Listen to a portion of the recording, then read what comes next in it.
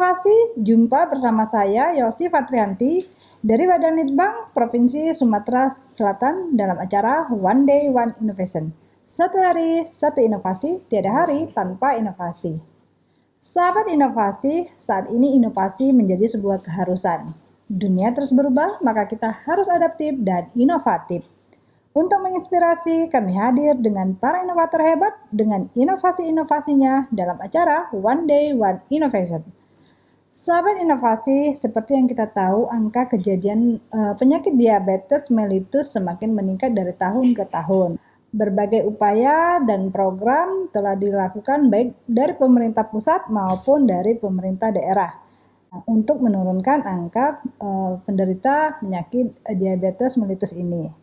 Dan saat ini juga telah banyak beredar di pasaran produk-produk yang ditawarkan untuk mengatasi diabetes mellitus ini. Tentu saja dengan harga bervarian dan relatif cukup mahal ya. Nah, di podcast kita ini akan membahas suatu produk inovasi yang tentunya untuk bagi penderita diabetes yang ekonomis dan dapat diproduksi sendiri. Nah, seperti apa inovasinya? Saat ini telah hadir narasumber kita seorang mahasiswa inovatif dari Voltekes Kemenkes Palembang, yaitu Ranti Fitriani. Oke, sahabat inovasi, langsung saja kita sapa. Selamat datang, Ranti. Oke, apa kabarnya? Alhamdulillah sehat. Sehat selalu ya. Tentu saja prokes kesehatan tetap dijaga ya. Oke, baik. Nah, ini tadi sudah dijelaskan bahwa inovasi ini berhubungan dengan bagi penderita diabetes mellitus atau DM ya. Nah, oke. Ini bisa diceritakan pada sahabat inovasinya seperti apa dan apa yang melatar belakangi munculnya inovasi ini. Oke. Jadi makanan enteral itu yaitu makanan dalam bentuk cair yang diberikan melalui oral atau mulut atau bisa melalui selang atau pipa, Bu. Seperti apa ya makanan olahan ini dan menggunakan pangan apa? Ya. Jadi seperti yang Ibu sampaikan tadi bahwa sudah banyak yang beredar formula enteral secara komersial tapi sulit dijangkau bagi kalangan masyarakat yang mungkin menengah ke bawah ya, Pak? Iya, yang menengah ke bawah. Jadi kita berinovasi dengan memanfaatkan pangan lokal yang ada di sekitar kita, yaitu dari labu kuning dan ikan gabus, itu diolah menjadi formula enteral. Jadi kebanyakan, Bu, untuk penderita diabetes mellitus ini, penderita diabetes mellitus harus benar-benar memperhatikan pola makan dan jenis makanan apa saja yang dikonsumsi. Nah, jadi saking banyaknya, ibaratnya saking takutnya penderita diabetes mellitus itu untuk memilah-milih makanan untuk mereka, jadi sehingga menyebabkan kebutuhan gizi itu belum terpenuhi secara optimal. Nah, jadi kita berinovasi untuk membuat produk ini yang bisa dibuat di rumah, harapannya bisa diolah untuk penderita diabetes mellitus di rumah masing-masing, seperti itu. Oke, jadi ini inovasinya memang bisa diaplikasikan sendiri bagi penderita diabetes mellitusnya ya. Jadi mereka bisa mengolahnya di rumah ya, seperti.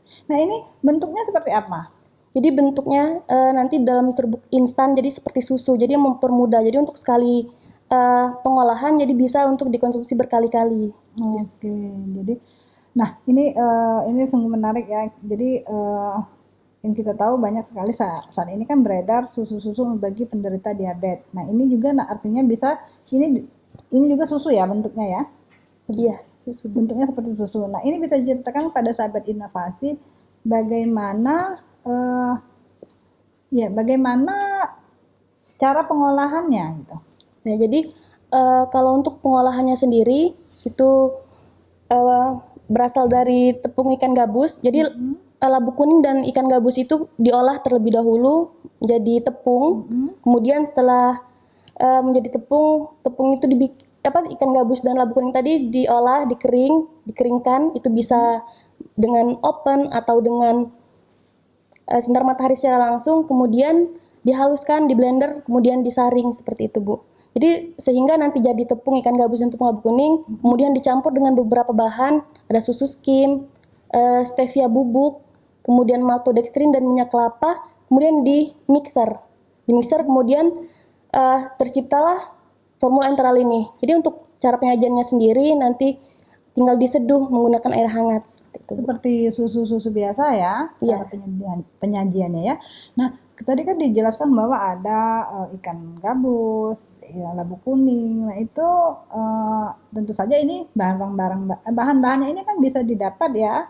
Nah, ini apakah ada formula khusus untuk apa pembuatan susu ini?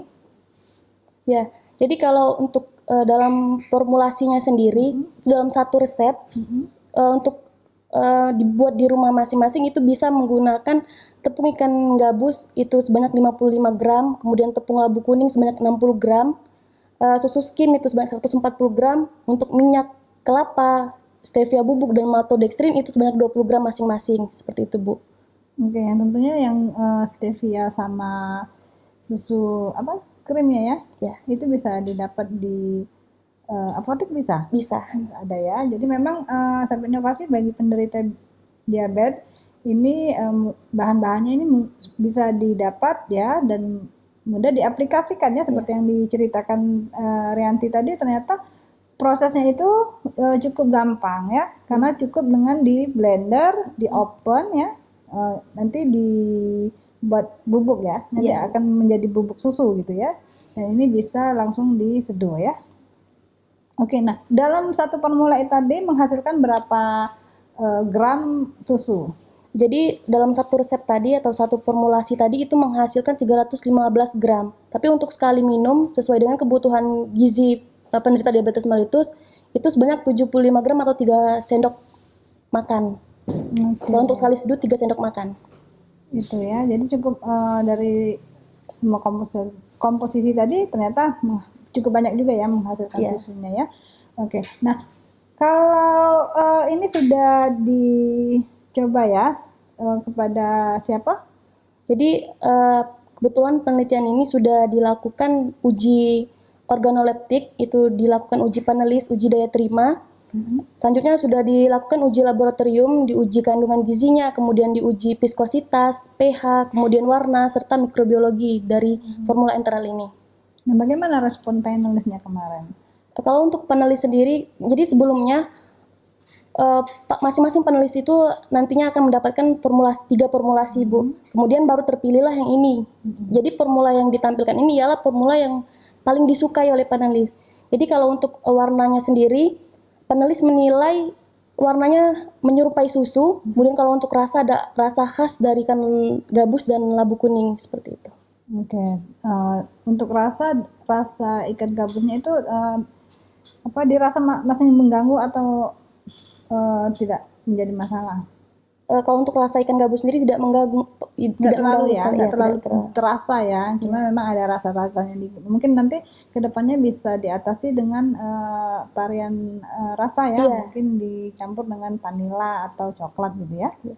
Oke, baik. Nah kalau tadi kan disebutkan bahwa ada namanya tuh rasanya, warnanya itu sudah tidak masalah ya. Nah, oke, baik. Nah, kalau dari kandungan gizinya sendiri itu berapa? Jadi kalau untuk kandungan gizinya sendiri dalam 75 gram atau sekali takaran saji itu mengandung 120 kilokalori, kemudian 18 gram karbohidrat, dan untuk proteinnya itu 7 gram. Untuk seratnya sendiri itu 4 gram. Itu untuk satu kali kita minum kandungan gizinya seperti itu. Oke, jadi ini juga relatif aman ya? Iya. Komposisinya relatif aman, juga sudah sesuai dengan takaran sajinya ya untuk penderita diabetes. Nah, untuk selanjutnya ini kan tadi dikatakan bahwa ini adalah makanan internal dari mulut ya. Nah, kalau untuk yang kita tahu kan ada yang bisa masuk, yang tadi diceritakan bahwa bisa dilakukan melalui selang dan itu sudah diuji coba. Jadi memang harusnya untuk kedepannya penelitian ini harus lebih dikembangkan Bu, karena pada saat membuat produk ini hanya diuji cobakan melalui oral. Mungkin untuk kedepannya bisa kita lakukan uji coba melalui pipa maupun selang. Oke, iya. Ini untuk rencana ke depan pengembangan inovasi ini ya. Nah, kalau dalam proses inovasinya sendiri ini sudah sampai ke tahapan yang mana? Jadi untuk tahapan penelitiannya sendiri ini sudah dilakukan tadi seperti yang sudah saya sampaikan, itu uji organoleptik sudah, untuk uji laboratorium sudah.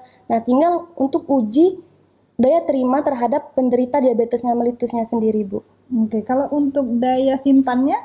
Nah, kalau untuk uji daya simpannya harus dilakukan penelitian lagi. Oke, jadi mungkin ke depannya masih banyak ya Iya. yang bisa dilakukan untuk pengembangan produk ini ya, sehingga nanti siap untuk dipasarkan gitu ya.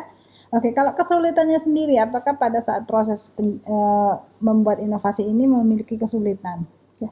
Kalau untuk hambatannya sendiri, mungkin tidak ada hambatan yang benar-benar jadi kendala besar, Bu, tapi harus memperhatikan alat-alat yang kita gunakan pada saat pengolahan, kemudian keadaan kita harus juga steril. Nanti kalau tidak steril atau dalam keadaan tidak bersih akan mempengaruhi produk yang dibuat, nanti akan mempengaruhi daya simpannya atau mempengaruhi pencernaan ketika makanan ini nanti masuk ke dalam tubuh, seperti itu.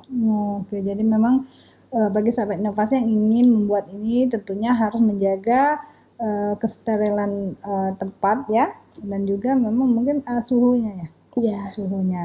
Oke, baik. Nah, tentu saja perbincangan ini menjadi hal yang menarik ya, karena ini sesuatu inovasi yang tentu saja ekonomis ya, dan bisa diproduksi sendiri bagi penderita diabetes di rumah.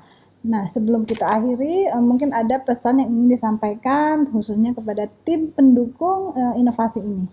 Ya, jadi mungkin untuk pihak-pihak rumah sakit yang ada di Sumatera Selatan, misalnya terus untuk berkembang memanfaatkan pangan yang lokal nanti sehingga dapat membuat makanan enteral dari pangan lokal sendiri yang bisa diolah di rumah sakit. Jadi kalau untuk penderita diabetes sendiri, mungkin dapat terinspirasi untuk menerapkan makanan enteral ini di rumah masing-masing. Oke, baik Rianti, terima kasih atas kehadirannya di studio kami. Tentunya kami mengharapkan sekali kehadirannya di lain waktu, tentunya dengan inovasi-inovasi terbarunya. Tetap terus semangat untuk berinovasi. Oke, baik sahabat inovasi, itulah tadi perbincangan kita dengan narasumber kita hari ini yang tentunya semoga bermanfaat dan menginspirasi bagi kita semua untuk terus berinovasi tentunya dengan 4 jurus S kita. Setiap orang adalah inovator, setiap masalah peluang inovator, setiap solusi harus sinergi, dan setiap inovasi harus konkret hasilnya. Salam inovasi.